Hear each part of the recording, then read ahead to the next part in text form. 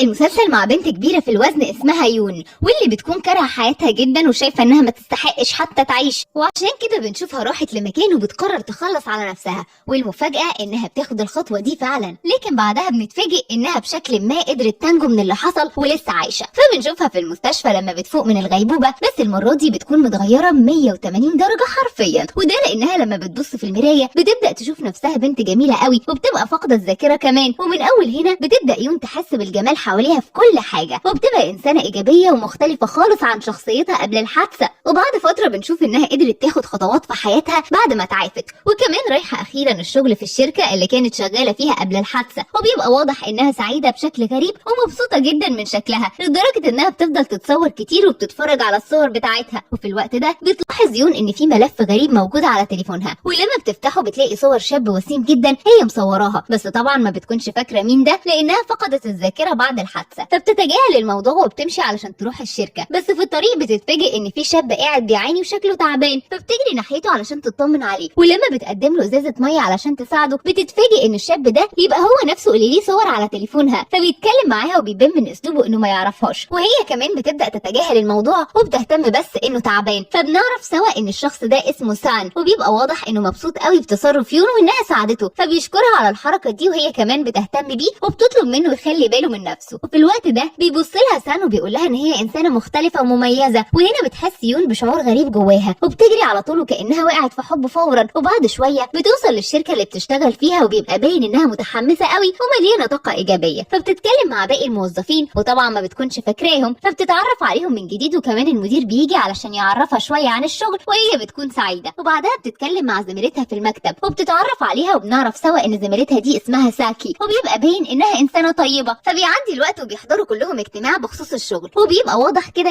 ان يون واخدة الموضوع جد من اول يوم، وده لانها بتقوم في نص الاجتماع وبتقدم افكار مختلفة وجميلة، وبالفعل المدير بيوافق عليها وبيبقى شايف انها اتغيرت تماما عن قبل الحادثة. وبعد الاجتماع بترجع يون للمكتب مع ساكي، وبيبقى باين انهم حبوا بعض قوي. ومع مرور الوقت بيجي المدير يتكلم مع يون وبيقول لها ان فكرتها اللي قالتها في الاجتماع كانت حلوة قوي وقرر يشتغل بيها، وبيطلب منها كمان تجهزها اكتر من كده علشان هتعمل تقديم بيها قدام الرؤساء. وبعدها بيتكلم المدير مع ساكي وبيطلب منها تشتغل على مشروع صغير قوي، وده طبعا بيضايقها وبيخليها تحس بالغيرة شوية. ولما بتقوم يون بعد كده علشان تجيب حاجة بتتفاجئ ان في 2 من الموظفين بيتكلموا عنها وحش هي وساكي، فبيقولوا انها بنت تخينة وشكلها وحش، وبيبداوا يحكوا عنها بشكل مش لطيف. اما ساكي فبيقولوا انها فاشلة في الشغل، وده لان لحد دلوقتي ما قدرتش تاخد مشروع كبير وكل شغلها عبارة عن تفاهة وبس. وعلى الرغم من ان ساكي بتبقى موجودة وسامعاهم في الوقت ده، بس ما بتتدخلش خالص، واللي بتتدخل هي يون. لكن الغريب انها مش بتتخانق معاهم حتى، وبنلاحظ ان اسلوبها ايجابي جدا معاهم ومش بتقول اي كلام وحش. بس الغريب اكتر انها لما بتتكلم عن نفسها مش بتكون مقتنعة اصلا بكلامهم وبتبقى واثقة في نفسها قوي. وتاني يوم بتكون يون رايحة الشغل برضه، وبتتفاجئ ان سان موجود في نفس المكان، فبتروح تتكلم معاه وبتطمن عليه، وبتبقى مبسوطة انه المرة دي مش تعبان. فبيفضلوا يتكلموا شوية مع بعض، وبتقول له يون انها حاسة ان هي كانت تعرفه قبل كده، وبتبدأ تحكي له عن الحادثة بتاعتها وانها فقدت الذاكرة. وبنلاحظ سوا ان سان مستلطفها بشكل كبير وبيسمعها باهتمام، لدرجة انه بيطلب منها يكونوا صحاب، وطبعا هي بتوافق. وفي النهاية بيمشي سان علشان عنده شغل، وبيبقوا هما الاثنين مبسوطين قوي. بس اليوم اللي بعده لما بتيجي يون تروح الشغل وبتعدي على مكان سان للاسف ما بيكونش موجود، فبتتضايق شوية وبتندم انها ما خدتش رقمه امبارح. بس بعدها بتكمل طريقها وبتوصل للشركة عادي. وبعد شوية بتبدأ يون تجهز علشان تعرض مشروعها على الرؤساء زي ما المدير طلب منها. بس لما بتفتح الدرج علشان تجيب الملفات بتاعتها بتتفاجئ انها مش موجودة، وللاسف بيبقى في حد سرقها. فبتفضل يون تدور عليها في كل مكان وبتسأل زمايلها في المكتب، بس محدش بيقدر يساعدها ومفيش حد بيكون شافها في اي مكان. لكن بعد شوية بتعرف يون من زمايلها ان ساكي مش موجودة في الشركة، وانها كانت حاسة بحزن غريب النهاردة. فبتنسى يون موضوع الملفات بتاعتها وبتبقى قلقانة جدا على صاحبتها، وعلشان كده بتجري تدور عليها لحد ما بتلاقيها. واول ما بتشوفها بتتكلم معاها وبتطلب منها ترجع للشركة علشان هي اصلا محتاجاها دلوقتي. ولما بتحاول تفهم هي زعلانة من ايه بتتفاجئ يون انها بتديها الملفات بتاعتها، وبتبقى هي اصلا اللي سرقتها منها. فبتستغرب يون وبتسألها عن اللي حصل، وهنا بتعترف ساكي بالحقيقة وبتقول لها ان هي عملت كده علشان تأذيها لانها حست بالغيرة شوية. لكن كالعادة رد يون بيكون طيب وايجابي قوي، وبدل ما تلومها بتشجعها وبتقول لها ان هي شاطرة جدا ومحتاجة بس تثق في نفسها، وبتوعدها انها قريب هتقدر تاخد مشروع كبير تشتغل عليه، وبتعرفها انها مش هترجع الشركة من غيرها. وهنا بتتأثر ساكي بكلامها قوي وبتقتنع على طول. وفي النهاية بيرجعوا هما الاثنين سوا وهما ماسكين ايد بعض، وبتتحل الامور ما بينهم بكل سهولة. وبعدها بيرجعوا الشركة وبتبدأ يون تجهز تنجز المشروع، وطبعا ساكي بتساعدها في ده وبيقدروا يخلصوه بمنتهى السهولة. وبعد شوية بيكون رئيس الشركة وصل ومعاه النائب بتاعه، وبيبقوا هم دول اللي المفروض يون هتعرض لهم المشروع قدامهم. بس المفاجأة بقى ان نائب الرئيس بيبقى هو سان، فبتبص له يون وبتبقى مستغربة جدا طبعا، خصوصا انها لما بتسلم عليه بيمشي وبيتجاهلها تماما. فبتبدأ يون تحس انه مش هو وانه مجرد شخص شبهه، لكن طبعا ده غلط لانه بيكون سان الحقيقي. وبعد شوية بيبدأ الاجتماع وبتعرض يون الفكرة بتاعتها، وبتبقى عبارة عن منتج حلوى جديد هينزل السوق. وعلى الرغم من ان الفكرة بتكون مميزة ومختلفة فعلا، لكن سان بيقول لها ان هي محتاجة تشتغل عليها اكتر من كده. بس في نفس الوقت بيعترف ان فكرتها جميلة، وده بيخلي يون مبسوطة وبتبدأ تلاحظ ان اسلوبه رجع كويس من تاني. ولما بينتهي اليوم وبتقعد يون مع ساكي بعدها، بتبقى مستغربة طبعا ليه سان كان بيتعامل بالاسلوب الغريب ده وليه تجاهلها اول ما شافها. فبتحكي لها ساكي على اللي بيحصل وبتعرفها حاجة مهمة، وهي ان سان والمدير بتاعهم في بينهم مشاكل كبيرة قوي، وعلشان كده سان لما بيكون في الشركة ما بيكونش قادر يتعامل على طبيعته. فبتفهم يون وبتديله عذره طبعا وما بتكونش زعلانة منه. وتاني يوم في الشركة بتكون يون اشتغلت على المشروع بتاعها وخلته احسن من الاول بكتير. فبيحصل الاجتماع مرة تانية، والمرة دي بتقدر تقنع سان والرئيس بفكرتها وبيوافقوا عليها كلهم. وده طبعا بيكون شيء مفرح جدا بالنسبة لها هي وساكي اللي ساعدتها في المشروع بالكامل. وبعدها بتخرج يون وبتقابل سان وبتلاحظ ان برضه اسلوبه متغير معاها. بس اول ما بيمشي المساعد بتاعه بيكونوا لوحدهم بيرجع تاني لطبيعته، وهنا بتفهم انه فعلا مش بيكون على راحته بسبب الشركة. فبيتكلموا سوا وبيشجعها سان على شغلها الجميل، وفي النهاية بيديها الكارت بتاعه علشان يبقوا يتواصلوا مع بعض. ولما بترجع يون للمكتب بتكون قاعدة وبتقلب في شوية ملفات لحد ما فجأة بتشوف صورتها القديمة في ورقة قدامها. وفي الوقت ده بتحس يون بشعور غريب وبتبدأ تفتكر ذكريات عن زمان وعن قد ايه هي كانت بتكره حياتها. بس لحسن الحظ ان الشعور ده مش بيدوم لوقت طويل وبترجع تاني لحياتها الطبيعية. وفي نهاية اليوم بتخرج يون من الشركة وبتكون ماشية، وفجأة بتشوف حاجة بتصدمها حرفيا، وهي ان سان بيكون ماشي ومعاه بنت جميلة، والغريب اكتر ان بيبقى معاهم طفل صغير. فبتفهم على طول طبعا انه متجوز، وبتخمن ان الطفل ده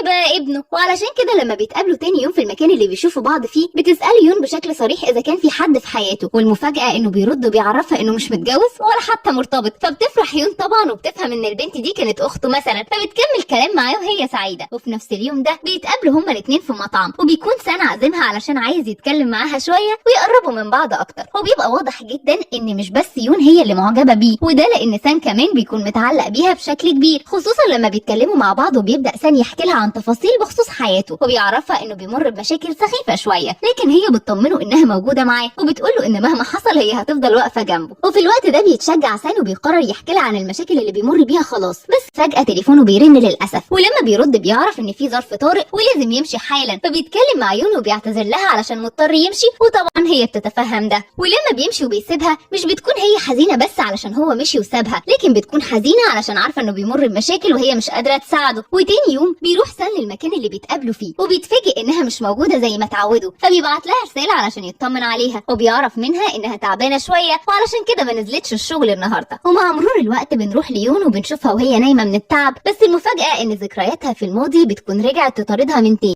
وبتكون عمالة تحلم بكوابيس. لكن لما بتصحى وبتشوف ان سان بعت لها يطمن عليها بتتجاهل كل ده وبتبقى مبسوطة طبعا. وتاني يوم بترجع يون للشركة وبتتفاجئ ان المدير بيقدم لهم شخص جديد علشان هينضم ليهم ويشتغل معاهم. فبنتعرف سوا على شونج اللي بيبان انه انسان لطيف قوي وطيب الى حد كبير، وده بيبان من اسلوبه مع الموظفين، وخاصة يون اللي بيروح يطلب منها مخصوص يكون المساعد بتاعها، وده لانه عارف انها شاطرة في شغلها وبيكون عايز يتعلم منها حاجات كتير. وطبعا يون بتوافق على طول وبتكون مبسوطة ان في حد شايفها مثله الاعلى. وتاني يوم بتتقابل يون مع سان، وقبل ما تروح الشغل وكالعادة علاقتهم بتكون جميلة، وبيبداوا يحكوا لبعض عن اللي حصل الايام اللي فاتت. فبتقول له يون ان في شخص جديد انضم ليهم في الشركة، وبتبدا تحكي له عنه شوية. اما هو فبيكون سامعها وبيركز في كلامها، ولما بتخلص بيشكرها على وجودها في حياته وبيقول لها انه شايفها بطلة حقيقية. وطبعا الكلام ده بيفرح يون وبيخليها في غاية سعادتها. وفي النهاية بتروح الشغل وهي مبسوطة وبتجري من الفرحة. ولما بتوصل للشركة بيكون في اجتماع صغير بخصوص مشروع هيشتغلوا عليه مع بعض، فبيحضر شونج معاهم. وهنا بيبان انه شخص مجتهد وبيحب الشغل قوي، وده لانه بيقدم افكار مميزة للمشروع وبيقدر يقنعهم كلهم بيها وبيوافقوا عليها كمان. وفي يوم من الايام بتروح يون تقابل سان في المكان بتاعهم، وكالعادة بيتكلموا سوا وبتكون الامور ماشية بشكل طبيعي لحد ما بتمشي يون وبتسيبه علشان تروح للشغل، لكنه بيجري وراها وبيوقفها وبيعرض عليها يتقابلوا مرة تانية في مطعم علشان يعوضوا اليوم اللي فات. فبتوافق يون وبتعرفه انها فاضية وبيتفقوا سوا على الميعاد اللي هيتقابلوا فيه. وطبعا بعدها بتروح هي للشغل وبتكون متحمسه لليوم بشكل مش طبيعي، وده بيخليها تخلص شغلها بدري قوي وبتستعد خلاص علشان تمشي وتروح تقابل سان. لكن للاسف بتتفاجئ هي وزمايلها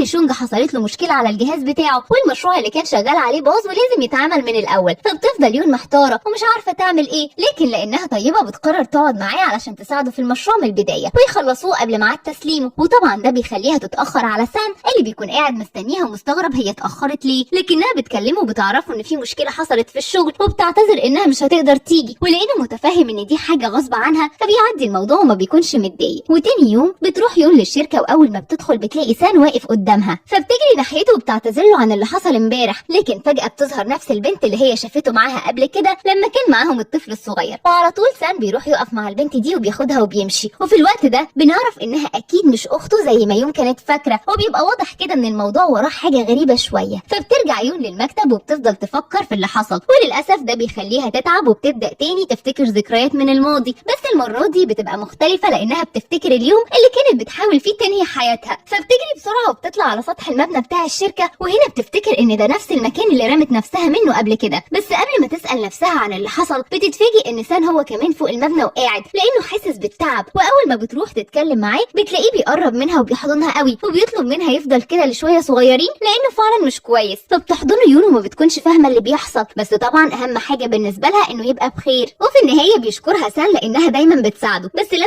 بتساله عن اللي حصل بيقول لها انه مش هيقدر يتكلم دلوقتي وبيمشي وبيسيبها. ومن اول اللحظه دي بيختفي سان شويه من حياه يون، وحتى لما بتحاول تبعت له رسائل علشان تطمن عليه بتلاحظ انه ما بيردش خالص رغم انه بيشوف الرسائل. فبتفضل تفكر في الموضوع وهي متضايقه، واللي بيلاحظ ده يبقى شونج، فبيكون عايز يخرجها من الحزن اللي هي فيه، وعلشان كده بياخدها وبيروحوا ياكلوا سوا في مطعم. وبالفعل خطته دي بتكون جميله لانه بيفرحها، بس للاسف مش بتنتهي بشكل كويس، لانهم لما بيخلصوا اليوم وبيكون شونج رايح معاها علشان يوصلها بتتفاجئ يون في الطريق ان سان موجود قدامها ومعاه نفس البنت اللي ما بقتش فاهمه هي ايه بالنسبه له. واللي بيضايقها اكتر ان هما الاثنين بيدخلوا فندق مع بعض، وهنا بتزيد الشكوك بالنسبه لها اكتر وبتمشي لوحدها وهي حزينه. بس لحسن الحظ ان الحيره دي مش بتدوم كتير، لان في يوم بيروح سان يقابلها بعد ما اتفق معاها وبيقول لها ان في مكان لازم يروحوا مع بعض، فبيتقابلوا بالفعل وبيروحوا سوا المكان ده. واول ما بيوصلوا بيقول لها سان ان دي عباره عن مستشفى فيها كل كبار السن اللي بيعانوا من مرض السرطان. فبتبدا يون تتخض وما بتكونش فاهمه اللي بيحصل لحد ما بيعرفها سان على والدته وبيبدا يحكي لها كل حاجه. فبنعرف في الوقت ده ان سان كان شغال زمان في الشركه مع مدير يون، وانهم كانوا صحاب قوي، ولانه كان مهتم بالشغل فللاسف ده جه على حساب والدته وما كانش مهتم بيها باحسن شكل. وعلى الجانب التاني بنعرف سوا ان البنت اللي هو بيقابلها كتير الفتره دي كانت زوجة مدير يون، بس للاسف حصلت بينهم مشاكل وانفصلوا. اما بالنسبه للسبب اللي مخليهم قريبين من بعض فهو ان رئيس الشركه يبقى والد البنت دي، وهو اللي عرض عليه يراعي بنته ويهتم بيها، وفي المقابل هيديله منصب نائب الرئيس علشان يبقى معاه فلوس كتير ويقدر يعالج والدته. وعلى الرغم من ان ده بيبقى موقف صعب بالنسبه له، بس طبعا سان بيوافق علشان يقدر يعالج والدته ويعوضها عن اهماله ليها طول الفتره اللي فاتت. وبكده نبقى عرفنا ايه قصه البنت دي، وعرفنا ان سان مش مرتبط بيها ولا حاجه، وانه بس قريب منها علشان الاتفاق اللي عمله مع والدها مش اكتر. ولما بنرجع للوقت الحالي بنشوف يون وهي بتتكلم معاه وبتقول له انه خد القرار الصح، وبتطلب منه ما يحسش بالذنب ناحيه والدته لانه في النهايه اهتم بيها وعمل كل اللي يقدر عليه علشانها. وهنا بيقرب سان من والدته وبيبدا يتكلم معاها وبيقول لها قد ايه هو بيحبها وبيعتذر عن كل الايام اللي كان بعيد فيها عنها. بس والدته بترد عليه وبتعرفه انها مش زعلانه وان هي اكيد مسامحاه. فبيقرب سان وبيحضنها وهو بيعيط، وطبعا يون بتكون شايفه الموقف ده ومتاثره قوي. ولما بيخرجوا بعدها من المكان بيتكلم معاها سان وبيقول لها انه كان خايف يحكي لها عن كل ده لحسن تاخد عنه فكره غلط. بس يون بترد عليه وبتقول له ان تفكيره ده مش صح، لان هي مستحيل تشوفه انسان مش كويس، وبتعرفه انها دايما هتكون معاه. وفي اللحظه دي بيبص لها سان بنظره اعجاب احلى بكتير، وبيبقى متعلق بيها جدا ومش مصدق ان في شخص طيب بالشكل ده. وتاني يوم بتكون يون مبسوطه طبعا علشان سان بقى واثق فيها للدرجه دي وعرفها اسرار عن حياته، وعلشان كده بتقعد معاه هي كمان وبتحكي له عن الحادثه وانها بقت تفتكر شويه ذكريات عن اللي حصل، وبتعرفه انها خايفه جدا من ان ذكرياتها ترجع من تاني لانها حاسه ان شخصيتها القديمه مختلفه تماما عن شخصيتها دلوقتي، وده طبعا هيأثر عليها بشكل كبير لو الذاكره رجعت من جديد. لكن سان بيتكلم معاها وبيطمنها وبيقول لها ان مهما حصل فهو مش هيشوفها انسانه وحشه وهيفضل برضه واقف معاها، وبيفضل يكلمها لحد ما بتكون مبسوطه وبتمشي بعدها علشان تروح بتروح للشغل. وفي يوم من الايام بيروح سان يقابل بنت الرئيس بتاعه علشان يكون ماشي على الاتفاق اللي حصل بينهم زمان، بس المفاجأة ان المرة دي بتكون مختلفة تماما، وده لانها بتتكلم معاه وبتعتذر له عن الاتفاق اللي عمله مع والدها، وبتقول انها خلاص ما بقتش عايزاه يهتم بيها، وبتعرفه كمان ان هي والمدير علاقتهم رجعت تتحسن من تاني، وبالتالي هو يقدر ينسى الاتفاق ده تماما ويبدأ يشوف حياته. وطبعا سان بيبقى مبسوط جدا بالكلام ده، خصوصا ان المشكلة اللي بينه هو والمدير خلاص كده اتحلت. وعلشان المناسبة الحلوة دي بيتفق مع يون وبيروحوا هما الاثنين يقضوا يوم جميل سوا، وبتبقى الحياة بدأت تضحك لهم فعلا. فبيروحوا مع بعض علشان ياكلوا في مطعم لطيف، وبعدها بيخرجوا وبيفضلوا قاعدين سوا علشان يتكلموا. وفي الوقت ده بيكون سان عايز ياخد خطوة في علاقتهم اكتر من كده، فبيتكلم معاها وبيقول لها انها فعلا غيرت حياته من ساعة ما عرفها، وبعدها بيحاول يقرب منها وبيمسك ايديها، بس يون ما بتكونش متوقعة ده خالص، وما بتبقاش عارفة تتصرف ازاي من الكسوف، وعلشان كده بتقوم من مكانها وهي مش مركزة، وللأسف ده بيخليها تقع وراسها بتتخبط في الأرض، بس مش بشكل خطير. لكن الصدمة بقى إن الخبطة دي بتخلي ذاكرتها ترجع من تاني، وشريط حياتها القديم بيتعاد قصادها في لحظات. فأول ما بتفوق وبتستوعب اللي بيحصل بتتصدم وما بتكونش عارفة هي بتعمل إيه هنا مع سان، لأنه بالنسبة لها زمان كان نائب الرئيس وبس، وعلشان كده بتطلع تجري وتسيبه وهو ما بيكونش فاهم إيه اللي بيحصل. وأول ما بتوصل للبيت بتفتح تليفونها علشان تبص على التاريخ، بس بتتفاجئ بعدها إن الوقت اتقدم كتير وما بتبقاش عارفة هي وصلت لليوم ده إزاي. وبنفهم في اللحظة دي إن يون رجعت لها الذاكرة من تاني، بس للأسف الذاكرة الجديدة اختفت تماما، وما بقتش فاكرة غير حياتها قبل الحادثة وبس.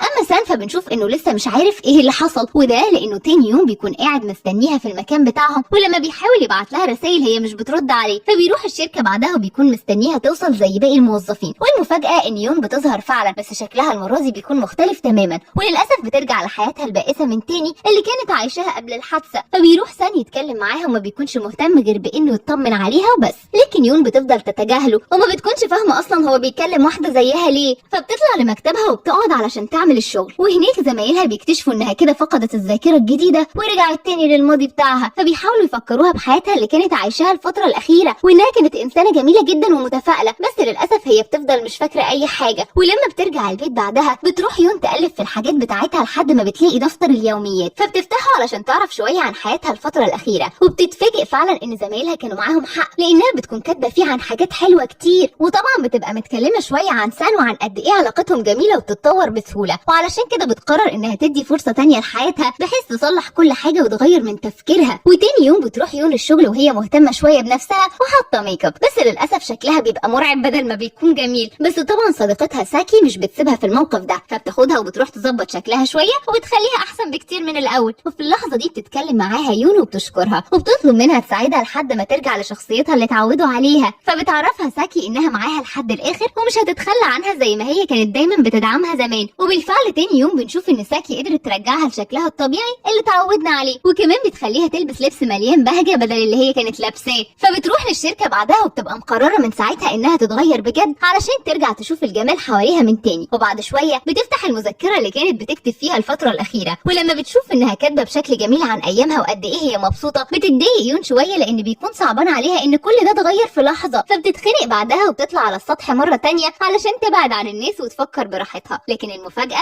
إن سان بيكون واقف فوق ومستنيها أصلا، وكأنه عارف إن مصيرها تظهر في المكان ده، فبيروح يتكلم معاها وبيبقى مبسوط طبعا إنه شافها، لكن هي بتبقى متوترة ولسه حاسة إن صعب تتعامل معاه. فبيفضل سان يكلمها شوية لحد ما بتتذكر يون ذكرى حصلت ما بينهم أيام زمان قبل الحادثة. فبنشوف مع بعض إن يون كالعادة كانت بتيجي للمكان ده كل ما بتكون مخنوقة، وفي مرة قابلته هنا زي ما حصل قبل كده، فبيتكلموا سوا وبنلاحظ إن سان كان لطيف معاها من يوم ما شافها، وهي بدأت تتعلق بيه من أول اللحظة دي، بس طبعا بتداري مشاعرها علشان متأكدة إنه مستحيل يبادلها نفس الشعور. بس لما بترجع للوقت الحالي بنتفاجئ إنها بتصارحه بكل ده، وبتقوله إنها قررت تنهي حياتها زمان علشان ما كانتش حياتها، وكمان كانت عارفة إن كده كده مفيش أي أمل بينهم وإنه مستحيل يعجب بيها. لكن سان بيرد بكل صراحة وبيقول لها إن الأفكار دي غلط، وبيعترف بشكل صريح إنه أصلا معجب بيها. فبتتوتر يون وما بتكونش مصدقاه وبتبقى عايزة تمشي وتسيبه، لكن سان بيرفض وبيفضل يتكلم معاها وبيقول لها قد إيه هي جميلة في نظره، وبيعرفها إنها ساعدته كتير قوي زمان وعلشان كده هو مستحيل يتخلى عنها المرة دي. وفي النهاية بيقرب منها وبيحضنها علشان يخليها تطمن إنها في نظره شيء مختلف جدا ومميز. وفي الوقت ده هي كمان بتكون سعيدة وبتبدأ تحس إن حياتها فعلا فيها أمل كبير. ومن أول اليوم ده بتبدأ يون تتشجع أكتر إن كل حاجة ترجع لطبيعتها، وبنشوف إنها كمان بقت مهتمة بشغلها وبتقدم أفكار مميزة زي زمان، وكمان بترجع تقرب من زمايلها ومن صديقتها ساكي، وبالتدريج بتتحول حياتها من تاني تاني وبترجع لشكلها الجميل اللي اتعودنا عليه. وفي يوم من الايام بتكون الامور مستقره جدا، ولما بتمشي يون من الشركه بتتفاجئ ان سان موجود قدامها، فبتجري ناحيته علشان تسلم عليه وهي مبسوطه، بس فجاه بتقع على الارض وللاسف وقعتها بتكون جامده شويه، بس لحسن الحظ انها بتفوق بعدها على طول وبتبقى محضره مفاجاه لسان، وده لانها بتتكلم معاه بنفس اسلوبها الجميل، وبتبقى رجعت لها الذاكره الجديده من تاني ورجعت لشخصيتها المتفائله اخيرا. فبينتهي المسلسل بصدمه سان طبعا، بس في نفس الوقت بيكون سعيد جدا علشان هيقدر يكمل قصه حبه معاها، وبيبقى عارف انه مستحيل يتخلى عنها مهما حصل. وهنا بينتهي المسلسل. اشوفكم بقى في ملخص جديد. سلام.